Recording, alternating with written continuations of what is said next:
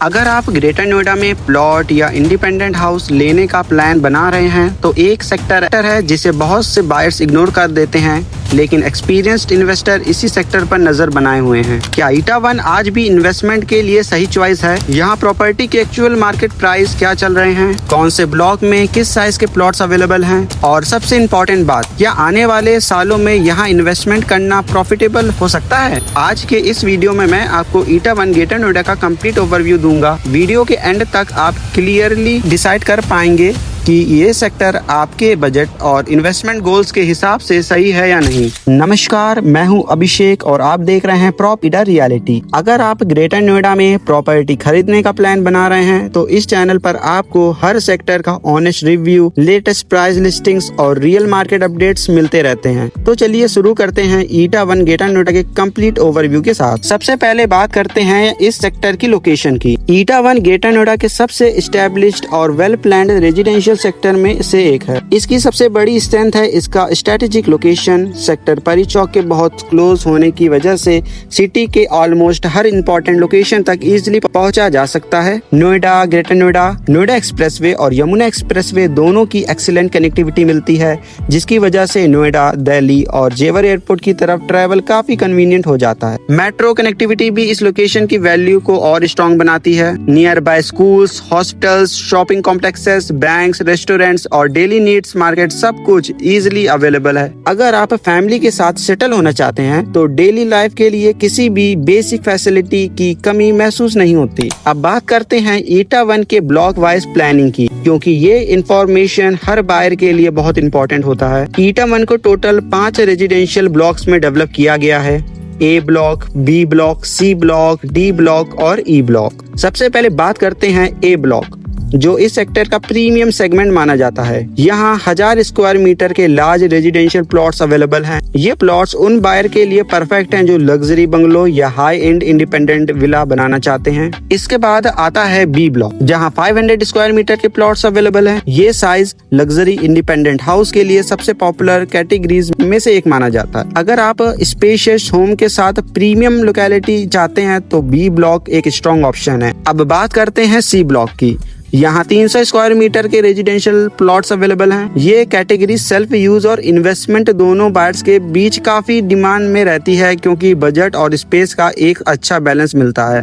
और अगर आप कंपैरेटिवली अफोर्डेबल ऑप्शन देख रहे हैं तो डी ब्लॉक और ई ब्लॉक में 200 स्क्वायर मीटर के रेजिडेंशियल प्लॉट्स अवेलेबल हैं। ये प्लॉट्स फर्स्ट टाइम बायर और लॉन्ग टर्म इन्वेस्टमेंट के लिए काफी अट्रैक्टिव चॉइस होते हैं। अब सवाल आता है कि इस वक्त ईटा वन में प्रॉपर्टी की एक्चुअल मार्केट प्राइस क्या चल रही है। अगर हम करंट मार्केट की बात करें तो 200 स्क्वायर मीटर के प्लॉट्स की प्राइस लगभग 2.90 करोड़ से लेकर 3.40 करोड़ के बीच में चल रही है। 300 स्क्वायर मीटर के प्लॉट्स की मार्केट वैल्यू अप्रोक्सीमेटली 4 करोड़ से लेकर 4.50 करोड़ है। 500 स्क्वायर मीटर के प्लॉट्स की रेंज 5.20 करोड़ से 6 करोड़ के बीच में देखने को मिल जाती है आपको। और अगर आप प्रीमियम कैटेगरी यानी 1000 स्क्वायर मीटर के प्लॉट्स देखते हैं तो उनकी मार्केट वैल्यू अप्रोक्सीमेटली 13.20 करोड़ से लेके 15 करोड़ के बीच में है। ध्यान रहे कि फाइनल प्राइस प्लॉट की exact location, park facing, corner, road width और ओवरऑल पोजीशनिंग के हिसाब से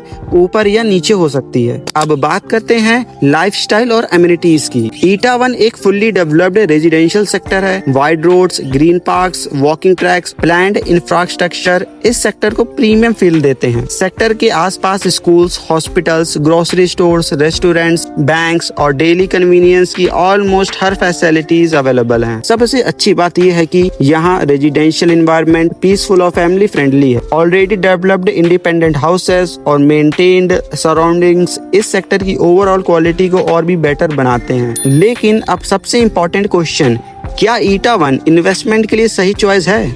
देखिए, किसी भी प्रॉपर्टी का फ्यूचर सिर्फ करंट प्राइस से डिसाइड नहीं होता। सबसे इम्पोर्टेंट होता है लोकेशन, इंफ्रास्ट्रक्चर और डिमांड।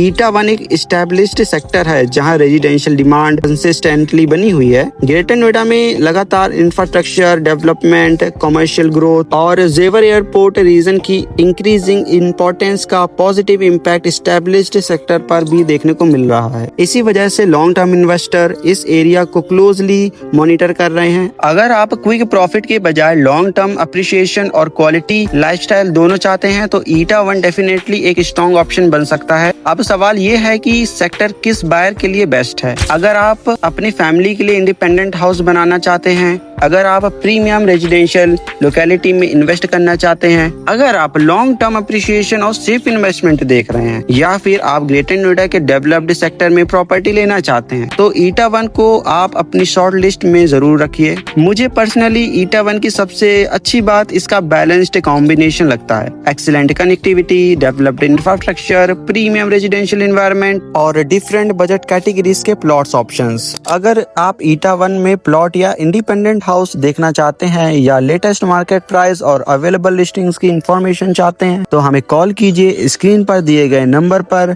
मैं हूं अभिषेक और आप देख रहे हैं प्रॉपिडा रियलिटी। अगर आप ग्रेटर नोएडा के हर सेक्टर का honest review, latest property listing और इन्वेस्टमेंट इनसाइट्स देखना चाहते हैं तो चैनल को सब्सक्राइब करना मत भूलिए। मिलते हैं अगले वीडियो में एक और प्रीमियम सेक्टर की कंप्लीट ग्राउंड रियलिटी रिव्यू के साथ।